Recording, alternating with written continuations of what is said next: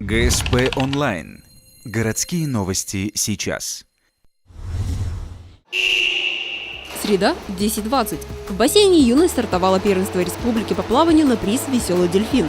В соревнованиях приняли участие 170 спортсменов в возрасте от 11 до 14 лет. Конкуренция серьезная, но и побороться есть за что. Из 16 пловцов, показавших лучшие результаты, будет сформирована команда, которая в апреле выступит в Санкт-Петербурге на Всероссийском фестивале по плаванию. Мальчики у нас 2000-2001 года рождения, а девочки 2002-2003 год рождения. По итогам будет сформирована команда 8 девочек плюс 8 мальчиков. Несмотря на упорную спортивную борьбу, в бассейне царит дружеская атмосфера. Спортсмены поддерживают друг друга. Некоторые из них в этот раз дебютировали в новом качестве – в качестве судей. Этой чести были удостоены пловцы, добившиеся выдающихся результатов.